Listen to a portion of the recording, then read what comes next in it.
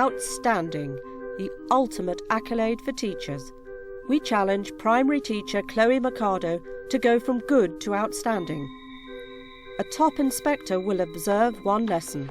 2 experts will fine-tune her practice and beef up her presentation.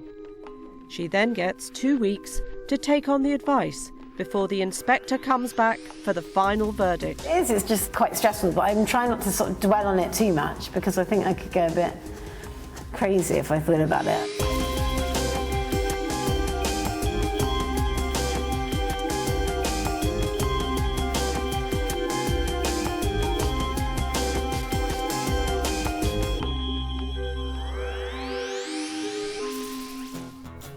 Belmont Primary is a 2-form entry school in West London.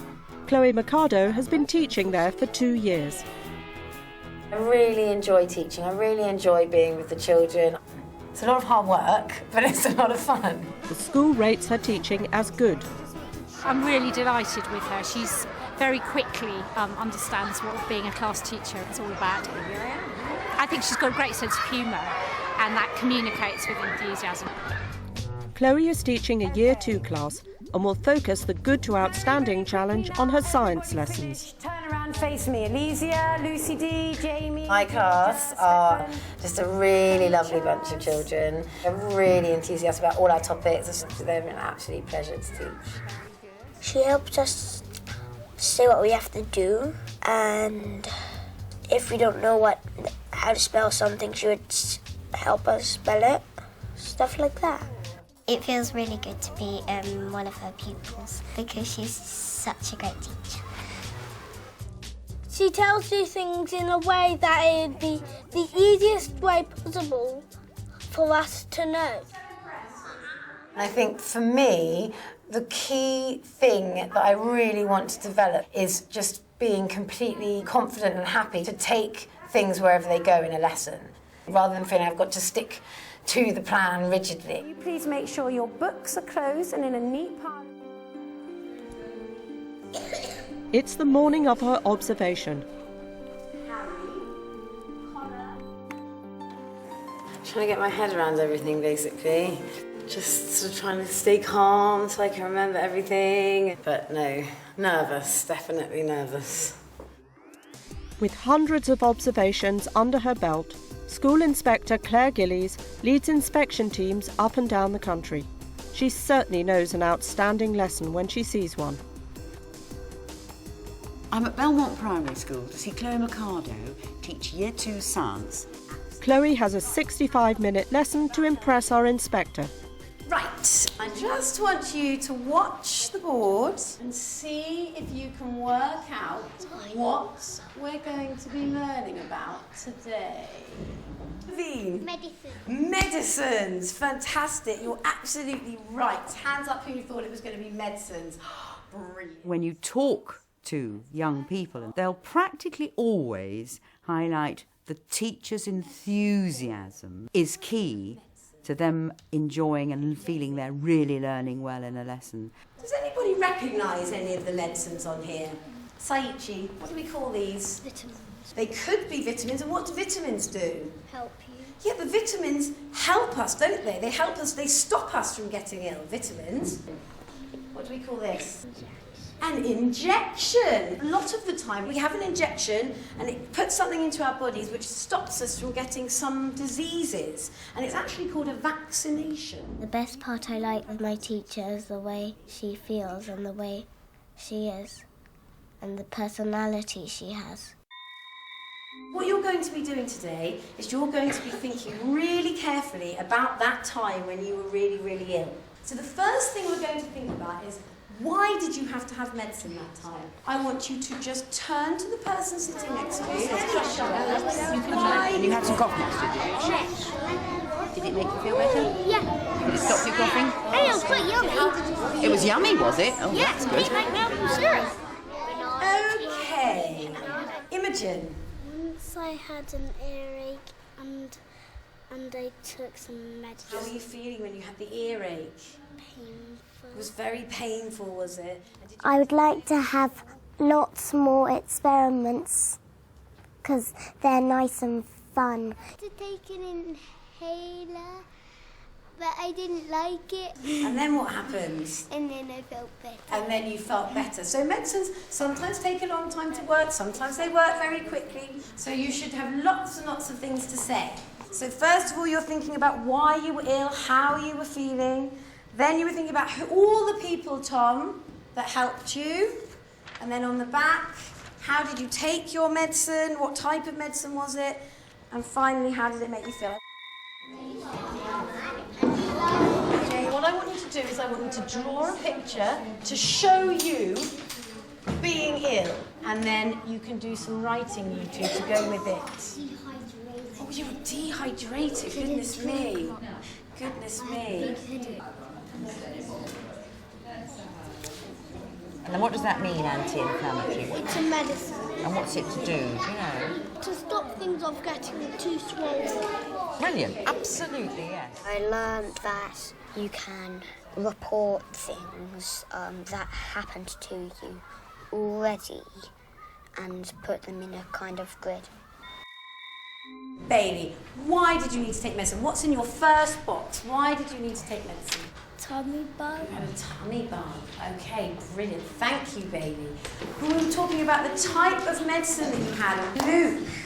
I had hay fever and I took it by this thing that went like that. Is that to help you breathe? I had to breathe out and in. You had to breathe out and in. Oh, excellent. That's very interesting. So that was... I think would like her to make it a bit, like maybe a bit more scientific words. I wouldn't really mind that. Pencils away. So how did Chloe perform? Chloe, thank you very much indeed for letting me join that science lesson. I'd like to start straight away by saying that I think some of your generic teaching skills are really good, and there's lots of lovely touches and techniques going on, listening and sharing. Wonderful. Yeah. So if you stand back from the lesson, how did you feel it went? I think, you know, the learning intention was the role of medicines, and obviously it's vast.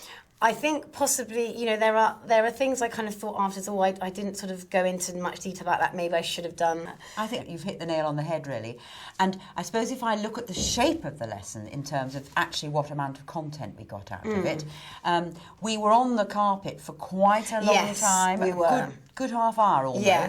And I have to say, I totally support starting from their experiences, building on that. But if you stand back and look at the science content as to how much new science did they learn, I think with those super receptive, willing pupils, they could learn more. Right. The actual vocabulary, which was rich around the room, wasn't rich brought together. Yeah. I mean, anti-inflammatory, jolly difficult to spell. I had to think about, you know, and cough and all those really ones. And possibly where we could have really gone a bit more to town was the really significant difference between preventative medicine and curing. Okay. Because the word vaccination skimmed past the horizon. Again, difficult one to spell, could have gone on the board. Yeah.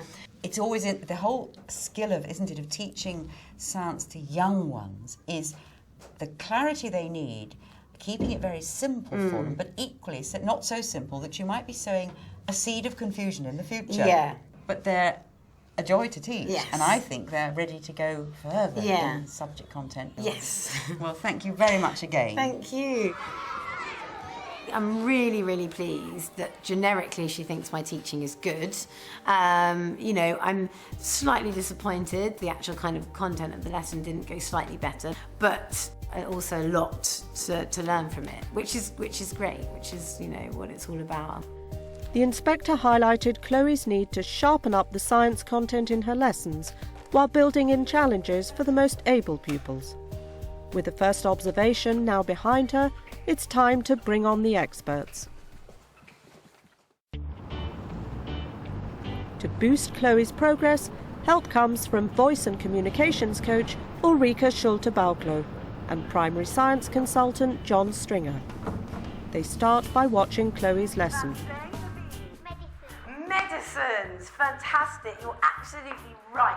I generally think she really tries to make things cheerful, colourful. Yeah, but vitamins help us, don't they? She's obviously enthusiastic about the subject, which is not an easy one to teach, but she hasn't actually done the story preparations necessary to have had a clearer structure. How do we know what order these boxes go in? I notice she really suffers with her voice and try to help her, particularly with her gestures. I would like her more to reach into the room and to make herself more felt to all of them.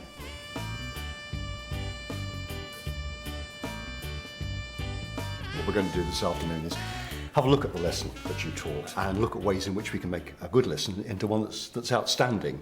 And I think one of our concerns is that it was a bit on the sort of science light side. Yes, to an extent I was perhaps relying on the knowledge that I have. A lot of science is not common sense. Yeah. And many of us grow up with a common sense understanding of science which Yeah. gets us by. Yeah. But actually when you apply it, particularly to what the children are doing in the classroom, it doesn't necessarily fit. So one of the things that I think is important is to ensure that you have got the factual knowledge at your fingertips. Yeah. I mean, the thing that I felt that would have made a real difference was to have got your facts in order and to told the story. Okay.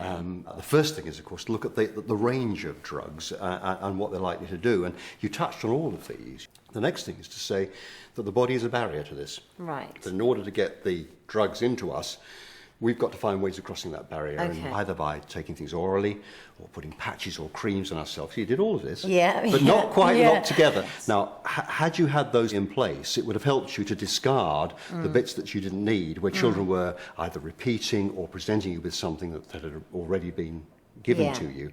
And that Right. might have led, I think, into something Yeah.